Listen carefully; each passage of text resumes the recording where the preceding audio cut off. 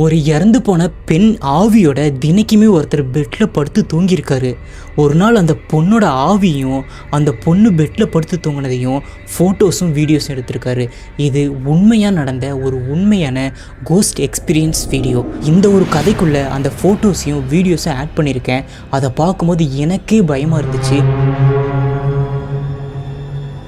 இந்த கதை என்னோட சப்ஸ்கிரைபுக்கு நடந்த ஒரு உண்மை சம்பவம். இவர் திருப்பூரில் வாழ்ந்துட்டுருக்காரு. இவரோட பேர் ரமேஷ். இவர் டிப்ளமோ படித்து முடிச்சுட்டு வெளியூருக்கு வேலைக்காக போகிறாரு. அங்கே போய் ஒரு வாடகை வீடு எடுத்து தங்குறாரு. அங்கே தான் இந்த சம்பவமும் நடந்தது. முதல்ல சில மாதங்கள் எந்த பிரச்சனையுமே கிடையாது. வேலைக்கு போவார். சாதாரணமாக வீட்டுக்கு வந்து சாப்பிட்டுட்டு கம்முன்னு படுத்து தூங்கிடுவார். ஆனால் ஒரு நாள் இரவு சரியாக ஒரு 2:30 மணி இருக்கும். தூக்கத்துலேருந்து எழுந்திரிச்சிட்டாரு. அவர் ஏன் எழுந்திரிச்சாரு, ஏன் தூக்கம் போச்சுன்னு தெரில. ஆனால் தன்னோட பக்கத்தில் யாரோ படுத்துருக்கிற மாதிரி அவருக்கு தோணிருக்கு. அது மட்டும் இல்லாமல் அந்த மேட்ரஸ் அந்த பெட்டு மேலே தானே படுத்திருப்பாரு.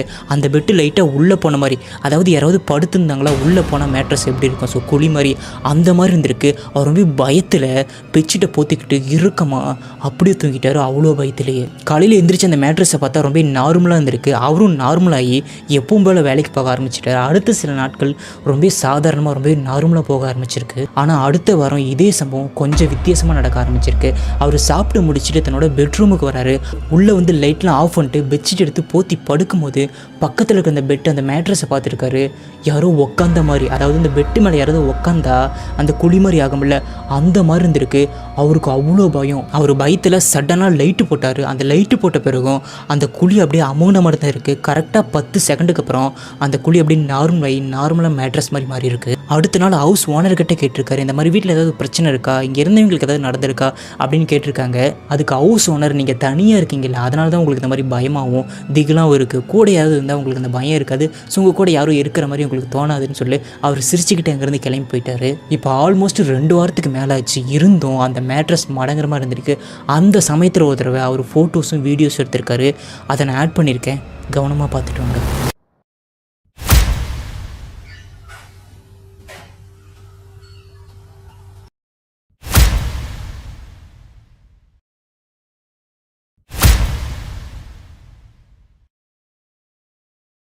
இந்த ஃபோட்டோவை அவர் எப்போ எடுத்திருக்காருன்னா, ஒரு நாள் அவர் அன்டைமில் உட்காந்து மொபைலில் படம் பார்த்துட்டு இருக்காரு.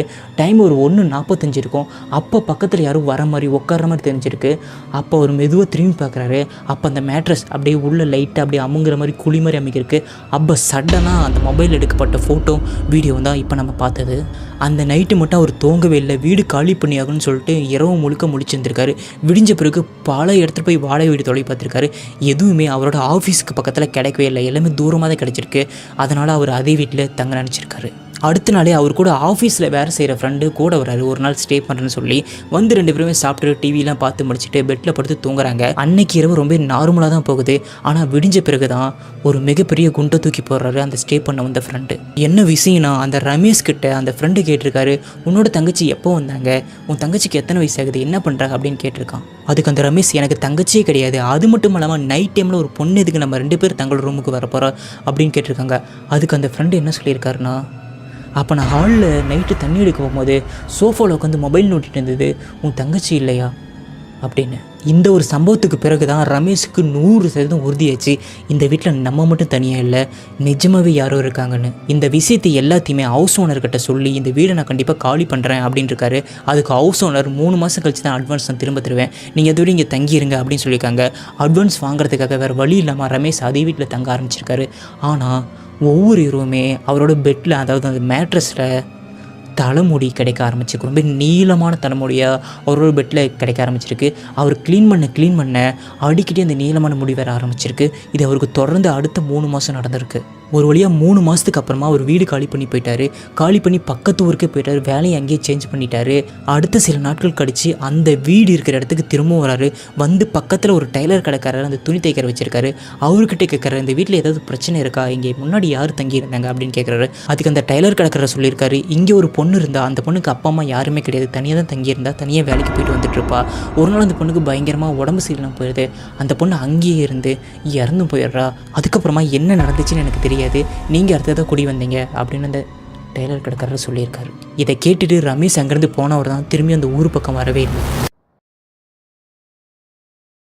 இந்த மாதிரி உங்கள் லைஃப்லையும் ஏதாவது கோஸ்ட் எக்ஸ்பீரியன்ஸ் இல்லை ஏதாவது பேயை பார்த்த சம்பவம் நடந்திருந்தால் மறக்காமல் மேலே தெரியுற இந்த வாட்ஸ்அப் நம்பருக்கு டெக்ஸ்ட் பண்ணியும் இல்லை டெக்ஸ்ட் பண்ண முடியலாம் வாய்ஸ் மெசேஜோ சென்ட் பண்ணுங்கள்.